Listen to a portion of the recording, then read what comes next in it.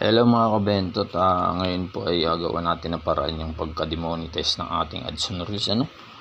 Ganito po ang aking gagawin para magkaroon ng request review uli yung ating AdSense Reels dahil wala pong request review. So ganito po ang gagawin natin.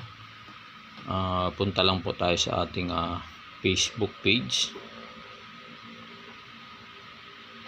Ayan, bagal. So ayun mga kabentot, pag nasa Facebook page tayo, click lang natin yung ating profile. Ayan, bagal ng net. So ayan, pagka-click natin ng profile natin, i-click natin itong 3 dots. Itong 3 dots na to sa gilid yan.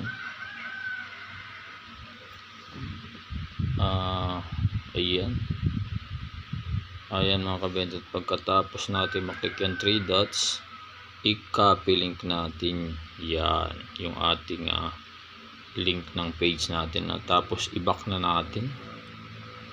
Ayan, back tayo. Tapos dito naman tayo sa bandang kanan, yung may tatlong guhit na yan na may profile, click natin yan. Tapos ay punta tayo sa ating help and support. Ayan. Tapos click natin ang report a problem. Ayan, medyo mabagal. So ayan mga kabentot, punta tayo sa continue to report a problem. Ayan, medyo mabagal. Ayan, naglo-loading na. Siguraduhin nyo po muna mga kabentot na nakapag-delete na kayo ng mga video na hindi sa inyo. Kailangan po ay malinis ang ating request review kaya mameta, para po pag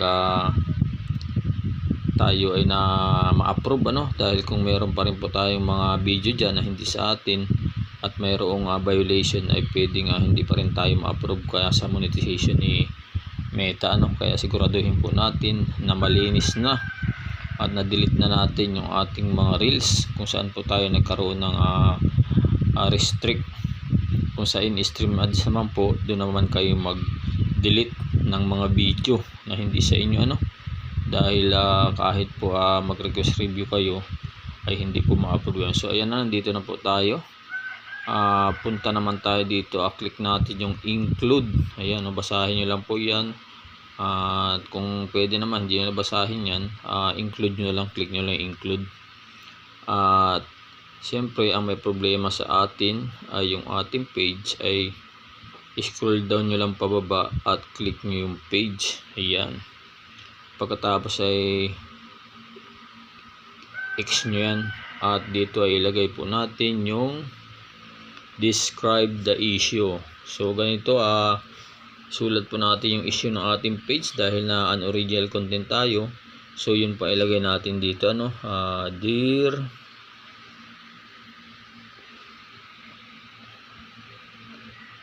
Facebook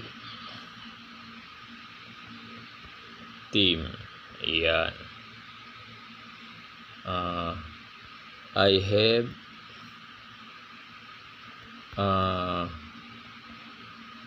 policy issues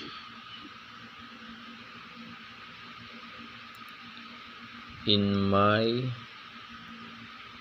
monetization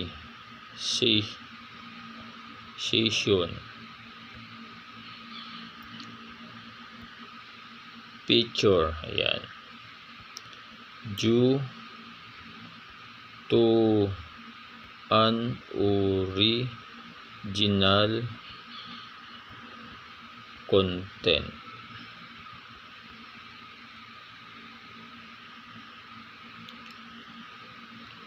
I have already deleted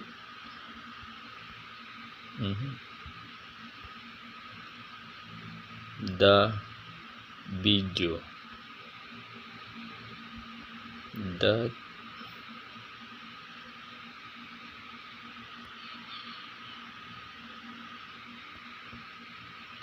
aren't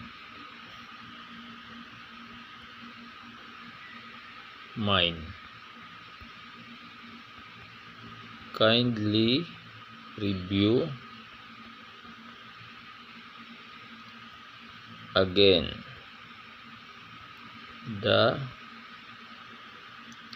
status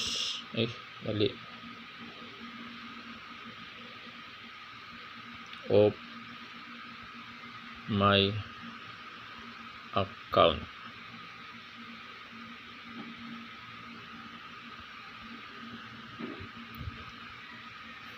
Thank you for considering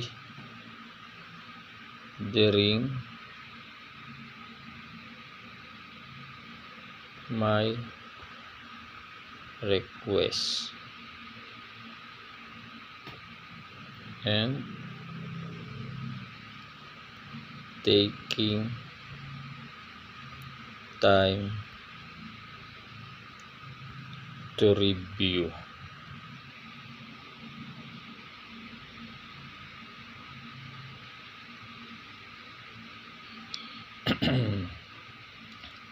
Tapos ilagay natin dito yung this is my page link. This is my page account link.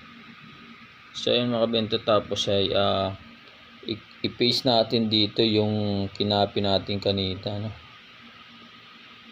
Yun, ayan. So ayun, pagkatapos i-ano natin yung in-screenshot natin kaninang tatlo. Ayan, yung may violation natin. Hanapin natin, in-screenshot natin kanina. Ano? Ito.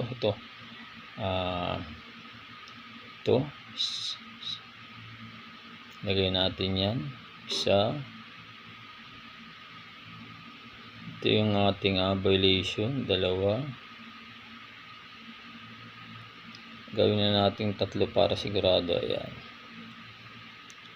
So ayun, na pagkatapos nating may attach yung screenshot ng ating violation kanina, ay send report na po natin, ano? So ayun mga kabento, nagsisend report na. Hintay lang po tayo ng 3 to 7 days kung ano po ang mangyayari, kung ma-approve po ba tayo sa ating request review kay Mameta. So ayun, thanks you for feedback. Ayun, naka-request review na po tayo, at hintayin na lang po natin kung ma-approve po ba tayo ng Mameta. So ayun lang, maraming salamat sa inyo.